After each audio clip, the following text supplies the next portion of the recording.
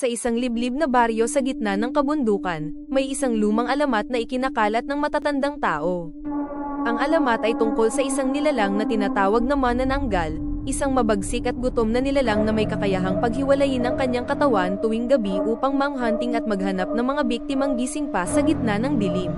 Si Clara, isang batang guro, ay bagong lipat sa baryo.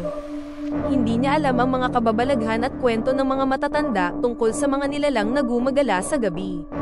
Para sa kanya, ang baryo ay isang tahimik na lugar na puno ng kalikasan at mga magagandang tanawin. Ngunit hindi niya alam na ang katahimikan na kanyang nararamdaman ay may isang itinatagong malupit na lihim.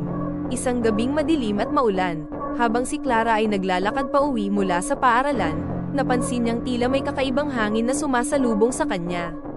Hindi ito ordinaryong hangin, parang may malamig na kamay na humahaplos sa kanyang balat. Isang hindi maipaliwanag na takot ang unti-unting naramdaman ng kanyang dibdib. Dinig na dinig niya ang tunog ng mga paa sa kalsadang madulas. Pati ang kanyang mga hakbang ay may kakaibang tunog, parang may sumusunod sa kanya. Siguro, ang mga tao lang sa paligid, ang sabi ni Clara sa sarili, ngunit ang malamig na presensya na nararamdaman niya ay hindi maipaliwanag. Naramdaman niyang parang may nagmamasid sa kanya mula sa dilim ng mga puno. Pagpasok ni Clara sa kanilang bahay, naramdaman niya na ang buong paligid ay tahimik, masyadong tahimik. Inilapag niya ang mga gamit at lumapit sa bintana upang tingnan ang labas. Isang anino ang dumaan sa harap ng bintana, mabilis at matulin, parang isang ibon na may malalaking pakpak. Nang gabing iyon, hindi siya makatulog. Ang mga kwento ng matatanda na narinig niya kanina sa baryo ay nagsimulang magbalik sa kanyang alaala. Isa sa mga matanda, si Lola Rosa, ay nagsabi tungkol sa isang nilalang na tinatawag na manananggal.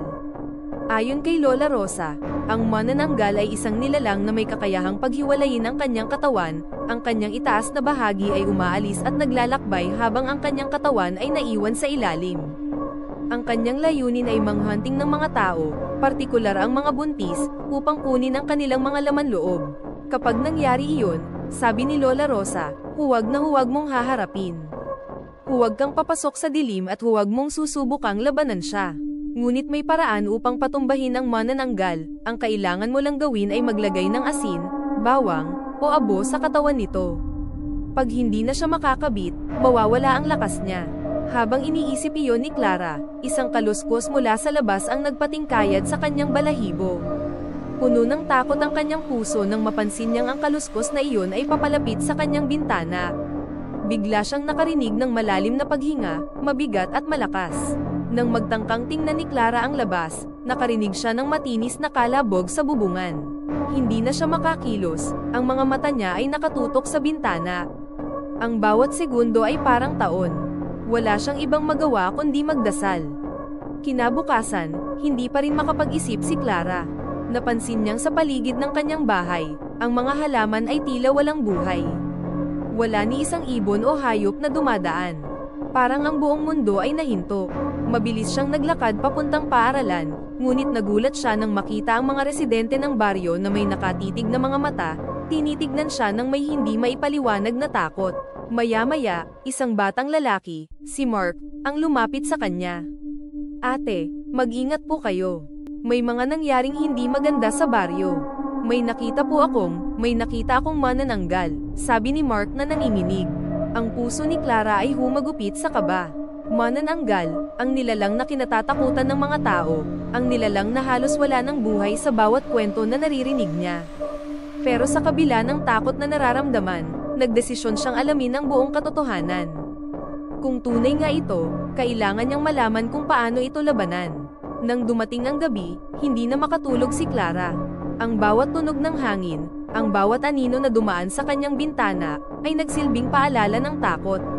Puno siya ng pangarap na sana ay hindi totoo ang lahat ng narinig niyang kwento. Ngunit ang hindi niya alam, ang manananggal ay malapit nang dumating. Habang ang gabi ay sumasabay sa alon ng ulan, nagsimula nang ang maramdaman ni Clara ang malamig na simoy ng hangin. Ang mga ilaw ng kalsada ay nagsimula nang magpatay-sindi, at ang mga anino ng mga puno sa paligid ay nagmistulang mga mata na nagmamasid. Ang kalabog sa bubungan ay muling narinig. 3, 4 na kalabog. Mabilis na tinungo ni Clara ang bintana, ngunit bago pa man siya makatingin, isang matalim na sigaw ang umabot mula sa kabilang dulo ng baryo. Ang sigaw na iyon ay hindi nanggaling sa isang tao kundi mula sa isang nilalang na may malupit na lakas, isang manananggal. Pumasok si Clara sa kanyang silid, tahimik na nagsusumamo sa Diyos na sana ay matulungan siya. Ngunit habang siya'y nagdarasal, narinig niyang parang may gumagapang sa kisame, isang mabigat na yapak ng isang nilalang. Marahang nagbukas ang pinto ng kanyang silid, at sa isang iglap, isang mataas at itim na anino ang pumasok, ang katawan ng manananggal. Malaki ang ulo nito, puno ng matutulis na pangil at mga mata na kumikislap na parang mga alitaptap.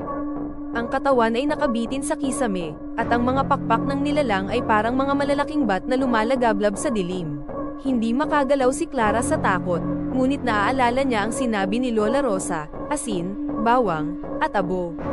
Agad niyang kinuha ang isang maliit na bag na may mga gamit, kabilang ang isang garapon ng bawang at asin. Ang nilalang ay malapit ng sumugod, ngunit bago ito makalapit, mabilis niyang pinaputok ang bawang at asin sa katawan ng manananggal. Dahil sa pagsabog ng amoy ng bawang at asin, sumigaw ang manananggal sa matinding sakit, at ang katawan nito ay nagsimulang maglaho mula sa kisame. Sa isang saglit, natunaw ito sa hangin. Sa paglipas ng mga araw, ang baryo ay muling nakatamo ng katahimikan. Si Clara ay nagpatuloy sa pagtuturo at ipinagpatuloy ang kanyang buhay. Ngunit alam niya, sa kanyang mga mata, na hindi lahat ng kwento ng mga matatanda ay pawang kathang isip lamang. Sa bawat gabing madilim, nag-iingat siya, at nagdasal na sana, hindi na muling magbabalik ang manananggal. Tapos na po. Kung interesado kayo sa mga ganitong kwento, huwag kalimutang mag-subscribe upang maging updated sa mga susunod na video. Salamat!